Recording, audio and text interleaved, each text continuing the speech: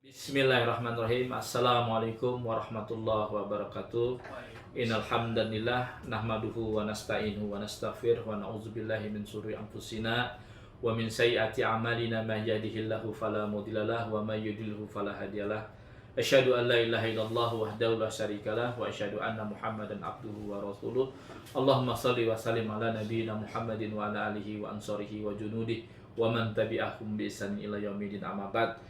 Baik, saya Sofyan Sauri, ketemu lagi di Sofyan Sauri Channel di rumah kediaman saya, rumah moderasi di Depok. Sekarang hari Ahad 15 Januari 2023. Alhamdulillah kita bertemu lagi. Sejak lama kita agak libur dulu dan alhamdulillah sekarang di Ba'da Asar ini saya kedatangan tamu istimewa, yaitu Buya Zulfikar Harun. Beliau sekilas saya sebutkan merupakan ulama muda, ustadz yang cukup produktif. Saya kebetulan berguru kepada beliau, ya sering ikut kajiannya di rumah beliau. Sekarang beliau mengurusi sebuah lembaga atau institut, namanya Darul Hikmah Institut kalau tidak salah, dan ada di Cirende. Kita beberapa kali sering silaturahmi ke sana untuk belajar ya terkait ilmu tasawuf, akidah, fikih dan sebagainya. Dan beliau ada di tengah-tengah kita hari ini, sore hari ini, dan kita akan coba menggali. Saya sedikit menjelaskan tentang sosok beliau ya, yang mana beliau sangat luar biasa. Pertama, beliau pernah sekolah di Madinah. Beliau merupakan lulusan S1 Syariah di Universitas Islam Madinah, dan kemudian berasal kalau tidak salah dari Gorontalo, Buya ya, dari Gorontalo, Sulawesi, agak dekat daerah Minahasa dan Manado kalau tidak salah. Dan agak menarik ya, beliau juga sama seperti saya, seorang mantan Wahabi juga. Dan menariknya hari ini beliau menjadi seorang pendekar aswaja ya, yang insya Allah banyak membela Ahlussunnah wal Jamaah daripada serangan kelompok-kelompok pengkapling kebenaran ini. Bagaimana kisahnya, bagaimana interaksi dan bagaimana pergelutan terkait dialektika terkadang kelompok-kelompok intoleran dan radikal ini, kita saksikan percakapan kita kali ini. Demikian. Baik, ada yang menarik ya dalam ada yang mau saya tanya terkait beliau, Buya Zulfikar Harun LC, lulusan S1 di Universitas Islam Madinah. Ternyata beliau dulu seorang Wahabi tulen, mempertahankan akidahnya, dan kemudian sekarang menjadi Ahlussunnah wal Jamaah. Bagaimana kisahnya nih Buya? Ya. Saya cukup menarik juga melihat perjalanan Buya, karena saya mengenal Buya mungkin sejak saya masih di penjara. Jadi saya juga, karena kayaknya waktu masih sama-sama Wahabi, saya juga masih keras pada waktu itu. Dan kemudian ada fenomena banyak nih dai-dai muda yang tadinya fanatik kepada kelompok-kelompok Wahabi ini, lalu punya jadi banyak yang nyebrang ke aswaja gitu. Nah, perjalanan intelektualitas ya ini gimana Bu? Ada pengalaman apa kok bisa ke Ahlussunnah wal Jamaah? Baik, saya jawab Ustaz ya. Iya. Baik, terima kasih Ustaz Sufyan atas kesempatan yang diberikan. Jadi Bismillahirrahmanirrahim. Jadi nggak ada yang spesial sebenarnya. Mungkin ini berkah dari guru-guru, para kiai. Jadi dulu perjalanan kami tadinya aswaja ya. Kita pernah belajar sekilas dengan ada salah seorang kiai di kampung dulu, dan dulu itu sempat waktu SMP sempat kita belajar. Ini di Gorontalo Bu ya? Bukan, malah justru di Manado. Oh, di Manado. Basisnya saudara-saudara kita dari Nasrani. Nasrani ya. Di sana ada pondok pesantren yang terbilang baru, tapi dulu itu yang bangun Kiai Aswaja. Aswaja. Jadi ya. masih kental keaswajaan. Kita diajarkan wiridan, kita diajarin habis sholat, zikiran, salawatan ya, amalia aswaja lah pada umumnya. Sampai kemudian pada saat itu karena kekurangan pengasuh pondok, akhirnya kiai ini meminta bantuan. Jadi membuka lowongan pengajar sekaligus pengasuh. Akhirnya ada salah seorang ustadz di Manado pada saat itu lulusan Madinah dan memang kental Wahabinya, kita nggak perlu sebut namanya, nggak perlu sebut merek. Nah disitulah mulai kita terpengaruh karena memang ya namanya anak muda ya. Iya, anak muda semangat, wah ini kayaknya yang paling hal yang baru nih ya. Iya, anti mainstream. Wah ini kayaknya ini. Akhirnya dari situlah ya, sejak SMP itu kita mulai menggeluti pemikiran Wahabi sampai kita benar-benar merasuk sampai ke darah daging. Jadi bukan cuma sekedar belajar biasa. Kita belajar di pondok sampai kemudian kita sempat ikut beberapa lomba-lomba baca kitab mewakili Sulawesi Utara pada saat itu. Jadi bukan santri biasa, tapi santri yang alhamdulillah kita aktif di kegiatan baca kitab. Disitulah awal titik balik kita tertarik dengan Wahabi. Sampai terus kita mendalami sampai kemudian kita kuliah di Makassar pada saat itu. Dan memang tempat kuliahnya basis Wahabi. Wah, Wahabi ya. Wahabi, kental. Lama kita belajar di situ. Stiba ya kalau saja. Iya. Ya, Stiba Makassar pada saat itu. Kita belajar terus sampai kemudian nggak nanggung-nanggung, kita benar-benar cari cara bagaimana supaya bisa lulus Madinah. Karena memang referensi teman-teman Wahabi kan Madinah. Dikit-dikit Madinah. Akhirnya kita benar-benar Wahabi. Iya. Nah, kita mendaftar. Itu waktu di Stiba tuh termasuk sekelas S1 atau? Iya, S1 karena kampus. Berarti LC di situ ya? Kalau setara dengan setara ya? LC. Biasa akidahnya, rububiyah, uluhiyah, asma wa sifat. Fikihnya pakai fikih tarji gitu. Bahkan di Stiba itu kita diajarkan akidahnya Syekh Muhammad bin Abdul Wahab. Allah yarham. Pakai Saleh Fauzan nggak? Itu mah lewat itu. Lewat syubhat. Iya, kita udah sampai kitab-kitabnya Syekh Ibnu Taimiyah kita pelajari. Kita dalami. Wah, disitulah kemudian kita semangat untuk coba mendaftar ke Madinah dan alhamdulillah kita lulus. Buya ngomong-ngomong kelahiran tahun berapa? Saya 94 ya? Berarti sekarang sudah sekitar 28 tahun. Masih muda sekali ya. Gitu. Tapi muda. Terus habis itu lulus ceritanya di Madinah. Baik, kita lulus di Madinah dan kita belajar benar-benar sungguh-sungguh kita belajar di sana sampai justru kita terpanggil untuk menjadi aswaja di Madinah. Di tempat Wahabi. Nah, entry point-nya di mana tuh? Gimana sih Bu ya kok bisa tertarik? Seharusnya kalau udah S1 Madinah itu waduh, kuat sekali gitu kan gitu. Kok malah jadi berubah. Jadi ketika kita lulus di Madinah, kita memilih untuk masuk jurusan syariah. Ya, jadi anti mainstream lah. Nah, justru jurusan syariah ini agak beda dengan jurusan yang lain. Ya, dari dosen-dosennya, kemudian kurikulum pembelajaran di sana agak beda. Kalau jurusan hadis itu memang kental banget. Ya, akidah Wahabi harus diajarkan di situ. Jurusan dakwah juga begitu. Nah, ketika kita masuk di jurusan syariah, kita kaget dengan kitab-kitab baru yang mungkin baru menurut kita. Ya. Apalagi basic syariah, ada usul fikih, kemudian ada ilmu tafsir dan sebagainya. Ya, termasuk ilmu mantik. Nah, ini yang membuat kita kok ada ilmu ini. Ya, gitu. Akhirnya merasa terpanggil untuk sungguh-sungguh mempelajari ini dalam rangka menguatkan akidah Wahabi. Niatnya gitu. Sampai kemudian ketemu beberapa masyayikh yang masya Allah luar biasa. Ya, nggak perlu kita sebut di sini lah beliau. Ya, karena memang beliau menyembunyikan. Jadi sebenarnya bukan Wahabi, beliau bukan Wahabi tapi aswaja tapi malu-malu. Jadi dia nggak mau secara terang-terangan, frontal untuk menyampaikan itu. Tapi kita menemukan sebuah fakta, ternyata para masyayikh yang ngajarin kita di jurusan syariah itu sangat moderat, sangat masya Allah lah, ya pertengahan lah. Ya. Bahkan justru ketika kita waktu masih di Stiba yang dimana corak fikihnya adalah tarjih, ketika kita sampai di sana nggak kepake. Nggak kepake, metode tarjih itu nggak kepake oleh para masyayikh. Ya. Yang termasuk yang merubah pemikiran saya, ya salah satunya terhadap fikih ya.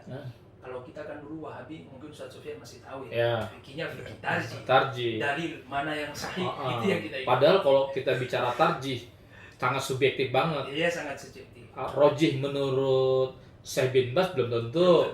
Rojih menurut Syekh Utsaimin gitu, sangat ini sekali gitu. Nah, sampai kemudian beliau lah yang menyadarkan kita. Itu kalau saya ingat itu namanya Syekh Abdullah Az-Zahid. Itu beliau salah seorang syekh sesepuh ya, udah tua kasihan, semoga beliau masih hidup. Dan itu pentahqiq kitab Bidayatul Mujtahid karya Imam Nurus dia ya. Al-Maliki. Ya. Kata beliau begini, pengantar sebelum beliau mengajarkan kita kitab Bidayatul Mujtahid itu yang dimana kitab ini basicnya adalah muqaranah, perbandingan mazhab. Malah justru beliau tidak mentarjih. Beliau bahkan memberikan pesan ke kita begini, kalau kalian mau jadi faqih, ya, jangan pakai metode tarjih. Ya. Justru ya, modal utama seseorang itu menjadi faqih adalah dia mempelajari mazhab lebih dahulu yang sesuai dengan mazhab yang dianut oleh negaranya. Ya. Menarik. Di situ kita kayak dihantam. Kayak ditampar di siang bolong. Kayak ditampar benar-benar. Wah, ini kok kayak beda ya. Pada hari ini kan rujukan kita di Madinah ini kan rujukan teman-teman salafi. Ini kok beda ya. Malah justru kita diajarkan sebaliknya untuk bermadhab yang dimana kita selalu mengatakan kembali kepada Al-Quran dan Sunnah. Mazhab kita adalah Al-Quran dan Sunnah. Saya rasa Quran Sunnahnya sudah pasti benar. Hanya kemudian cara memahami kita terhadap Quran Sunnah itu yang jadi masalah gitu. Belum tentu benar. Belum tentu benar kan? Nah, gitu. ini yang membuat kita mikir-mikir lagi. Disitulah awal mulai goyang nih. Waduh, ini kok ada yang maksudnya kok benar semua yang disampaikan ya. Iya. Nah, kita belajar dengan beliau, lama-lama asik, lama-lama disitulah kita mulai terpanggil untuk mulai bermazhab. Dan kita pilih karena memang rekomendasi beliau adalah bermazhab sesuai dengan yang dianut negara kita, maka kita memilih untuk bermazhab Syafi'i. Dan di Madinah pada saat itu ada syekh dari Yaman yang ngajarin fikih Syafi'i, namanya Syekh Hadrami. Ini masuk kurikulum atau di luar nih? Itu di luar. Ngaji talaki di Masjid Nabawi. Di Masjid Nabawi. Dia termasuk yang mendapatkan otoritas untuk memberikan Syafi'i. Dan itu boleh ya? Nggak dibatasi ya? Nggak dibatasi. Makanya kadang kita heran ya, corak teman-teman, corak Wahabi di Indonesia agak beda dengan di sana. Malah justru di sana agak moderat. Lebih egaliter ya? Lebih menghormati. Iya, lebih menghormati perbedaan. Silakan. Tapi kalau di sini kok malah justru kencang-kencangan ya? Malah justru menafikan. Ya nggak boleh ada mata, kembali kepada Al-Quran dan sebagainya. Nah itu disitulah mulai kita benar-benar sungguh-sungguh untuk mempelajari fikih. Pertama kitab yang diajarkan Takrib Imam Abu Suja atau? Waktu itu kita belajar sama Syekh Hadrami itu Kifayatul Akhir yang kita ngaji itu ya. Di situ wah ini kok asik gitu ya. Dan memang beda kita belajar fikih dengan mazhab ketimbang belajar fikih dalil, beda. Karena gini Bu ya. Kenapa kok kita harus mempelajari fikih atau mazhab tamadzhub yang sesuai dengan di mana kita tinggal? Ternyata itu juga dalam Majmu' Fatawa Ibnu Taimiyah. Itu juga menganjurkan kepada para thalabul ilmi itu untuk belajar fikih sebagaimana yang dipahami oleh madhab. Ada hadis Rasul mengatakan gini, khatibun nas ala qadri biqaulihim. Jadi berbicara dengan manusia, bergaul dengan manusia sesuai dengan kadar intelektualitas mereka. Mungkin yang menjadi sebab resisten dakwah kita, apa yang kita dapatkan, yang metode-metode tarjih tadi tersebut nggak selalu sinkron sama dengan masyarakat kita. Walaupun sebetulnya dalam mazhab juga bukan berarti kita membuat aliran jadi kita fanatik gitu. Dan inilah yang saya rasa fenomena yang terjadi hari ini. Buya melihatnya gimana tuh yang kemudian kan kita jadi kayak menentang mayoritas di masyarakat yang notabene banyak mazhab Syafi'i. Lalu kita membuat mungkin pendapat-pendapat yang syadz tuh Buya tuh. Jadi benar yang disampaikan Ustaz Sufyan tadi. Dengan membawa hadis Nabi khatibun nas ala qadri uqulihim, itu seharusnya dalil satu ini seharusnya sudah cukup untuk menguatkan bahwa justru yang ideal itu adalah bermazhab. Justru kalau kita nggak bermazhab cari masalah Bu ya? Malah justru lebih rentan terjatuh kepada kesesatan. Iya. Karena berangkat dari hadis itu, dan juga kalau kita bandingkan dengan hadis Nabi yang lain, di mana kata Nabi, berpegang teguhlah alaikum bisunnati, berpegang teguhlah kalian kepada sunnahku. Tapi Rasulullah nggak berhenti di situ. Ada lanjutan lagi, apa itu? Wa sunnati khulafa'ir rasyidin al-mahdiyyin. Dan berpegang teguhlah dengan sunnah para sahabat-sahabatku.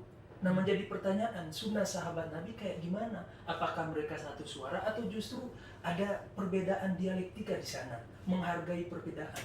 Justru kalau kita lihat mazhabnya para sahabat, sunnahnya para sahabat-sahabat Nabi adalah menghargai perbedaan, menjunjung tinggi perbedaan. Itu bagaimana kita bisa lihat sikapnya Sayyidina Abu Bakar As-Siddiq dengan Sayyidina Umar yang berbeda. Misalnya kalau kita ngasih contoh aja tentang pembukuan Al-Quran, itu kan nggak ada di zaman Nabi. Nggak ada. Ya, maksudnya disusun secara dari tersusun rapi gitu. Dulu di zaman Nabi masih berupa selebaran, masih berantakan, dan itu pun kadang kita dapati tertulis di tulang ya, atau di gading dan sebagainya. Iya, di kulit binatang. Benar, berantakan. Sampai kemudian Sayyidina Umar merasa terpanggil untuk coba kita bukukan, karena beliau melihat, wah nanti ke depan ini bisa jadi kalau seandainya Al-Quran itu tidak dibukukan, bisa jadi Al-Quran tidak akan sampai kepada kita. Itu kalau nggak salah berangkat dari banyaknya para qurra. Benar, yang meninggal dalam peperangan di Yamamah kalau nggak salah. Benar. Pak Hafid orang meninggal semua, nih gimana nanti Al-Quran? Dari kekhawatiran itulah kemudian beliau coba mengusulkan kepada Sayyidina Abu Bakar As-Siddiq yang pada saat itu menjadi pengganti Nabi, khalifah. Iya. Padahal itu Sayyidina Abu Bakar As-Siddiq waktu diberikan usulan itu sempat menolak. Nah, karena ini bid'ah nih. Ya, beliau paham bahwa ini nggak pernah dilakukan oleh Nabi. Iya. Tapi kata beliau apa? Innahu khair, kata Sayyidina Umar. Ini baik loh. Nah, dari sikap perbedaan inilah bisa kita tarik satu kesimpulan. Yeah. Ternyata sunnahnya para sahabat Nabi itu tetap ada perbedaan pandangan, tapi saling menghormati. Bukan justru saling mengklaim yang paling benar. Iya. Itu masuk kepada bab maslahah wal mursalah. Nah, itu. Makanya nggak ada dalam teks iya, di nas maupun di athar, tapi ternyata sesuatu hal yang baru. Dan itu Al-Quran Sunnah. Iya. Banget. Karena ya di itu tuh Buya. Menarik itu. Nah, Buya, ini kembali tadi apa yang Buya katakan fikih. Kita ini boleh sambil minum. Oh, sambil minum, sambil bisa minum. Ya? Nah, Bismillah. Jadi ada istilah kata Sufyan bin Uyainah, al haditsu mudilatun ila fuqaha. Hadis itu bisa menyesatkan kecuali bagi ahli fikih. Artinya ternyata tadi kita juga ngaji dengan Kiai Ahmad Marwazi, bagaimana sebetulnya para ulama memandang sebuah hadis itu juga berbeda-beda. Sampai kemudian para ulama-ulama tabi'in seperti siapa namanya Ishaq bin Ruwai, kemudian ada siapa sebenarnya Imam Laits Abu Sa'ad yang katanya lebih alim bahkan daripada Imam Maliki gitu. Tapi kemudian beliau berpendapat yang sangat luar biasa. Artinya gini, kata para ulama, hadis nas yang dipahami oleh para mujtahid ulama itu lebih disukai oleh para salaf ketimbang cara kita memahami Quran Sunnah. Karena nanti ada aja kan kembali kepada Quran Sunnah. Yusuf Qaradawi ternyata pernah membahas tentang fenomena terkait pemikiran ekstrim dengan istilah madrasatul az-zahiri al-judud. Jadi madrasah-madrasah yang kayak tekstualis gitu. Karena ternyata bahaya katanya memahami Quran Sunnah begitu letterlock, begitu apa adanya. Karena di situ banyak nasah mansub, ada makna manafas, mutlak muqayyad, mana zahir muawwal. Saya rasa ini ada betulnya nih Buya nih. Itu juga yang kemudian membuat kita juga banyak tersentak, akhirnya sadar ternyata pemikiran Quran dan As-Sunnah yang kelihatannya menarik tapi sebetulnya ini agak-agak nyesatin nih. Karena masing-masing kita berbeda pemahaman kita terhadap Quran dan Sunnah, dan dibutuhkan ilmu-ilmu alat untuk bisa memahami asal. Ini bagaimana Buya pandangan? Karena ini udah jadi tren di kalangan anak-anak muda. Yuk kita kembali pada Quran Sunnah. Tapi justru malah banyak kesalahan orang. Ya gimana Buya melihat fenomena ini? Itu benar yang disampaikan Ustaz Sufyan bahwa al-ahaditsu mudillatun illa lil fuqaha, itu benar sekali. Ya. Karena sinkron dengan ayat di dalam Al-Quran. Kata Allah apa? Fas'alu ahla dzikri in kuntum la ta'lamun. Jadi kalau kita pakai pemahaman kita, justru itulah yang dengan ro'yu. Kalau dengan pemahaman para ulama kita, itu bukan ro'yu. Makanya Nabi itu mewariskan kepada sahabat Nabi, mewariskan kepada umat, itu bukan cuma Al-Quran dan Sunnah, tapi juga pemahaman di balik Al-Quran dan Sunnah. Betul. Dan itu terlihat jelas ketika Nabi menyikapi perbedaan di antara para sahabat Nabi. Ketika Nabi di dalam satu kesempatan pada saat itu kalau nggak salah ingin berperang dan beliau keluar dari Madinah, sampai kata Nabi apa? La yusalliyanna ahadukum la yusalliyanna ahadukum al-asr illa fi baitihi. Dua sahabat kan pecah pada saat itu. Jadi ada sahabat A yang memahami secara tekstual, ada sahabat Nabi yang lain juga memahami mentakwil. Di balik itu mentakwil. Maksudnya harus buru-buru gitu. Ya, jadi yang satu memahami, wah berarti ini benar-benar larangan. Kalau gitu nggak usah sholat asar di sini. Iya. Sholat asar nanti di sana. Sahabat yang lain yang juga luar biasa hebatnya, mereka justru memahami kebalik, bahwa oh ini pesannya adalah bersegera. Jadi boleh dong sholat asar di sini. Dan Nabi nggak marah. Dan Nabi tidak menyalahkan kedua. Iya, di antara keduanya. Ya, tapi Nabi mengatakan apa? Aqrabul sunnah ini. Yang pertama, bahwa itu bukan larangan, tapi pesan untuk buru-buru bersegera. Makanya mereka sholat asar di sini. Dan Nabi mengatakan secara sikap, secara takrib, aqrab, lebih benar. Berarti toh ada hal yang luar biasa juga yang tidak kalah penting selain Nabi mewariskan Al-Quran dan Sunnah adalah pemahaman di balik Al-Quran dan Sunnah. Karena ini yang paling penting. Makanya Allah memerintahkan kita untuk merujuk pemahaman para ulama kita. Karena Nabi warasatul anbiya, ulama warasatul anbiya lah kita. Warasa siapa? Ulama itu pewaris Nabi. Dan mustahil para ulama itu bersepakat di atas kesesatan. Itu satu rekomendasi dari Nabi, satu jaminan dari Nabi, bahwa ulama itu tidak akan pernah bersepakat dalam kesesatan. Inna ummati lan tajtami'u ala dhalalatin. Dan itu satu rekomendasi yang luar biasa. Jadi kalau kita ingin selamat, itu bukan merujuk kepada Al-Quran dan Sunnah langsung, tapi merujuk kepada pemahaman ulama kita terhadap Al-Quran dan Sunnah. Itu yang penting. Maka ada istilahnya idza ra'aitum ikhtilafan fa'alaikum bi suadul a'dham itu ya. Kalau kalian melihat perbedaan di kalangan umat Islam, pegang yang mayoritas gitu. Artinya bersama kaum muslimin secara mayoritas gitu. Jadi sebenarnya kita nggak kemana-mana, nggak perlu diajak, ayo kembali kepada Al-Quran dan Sunnah. Kita nggak kemana-mana, kita tetap bersama Al-Quran dan Sunnah. Betul. Baik, Mas Tamir, kita off dulu, nanti kita lanjutin.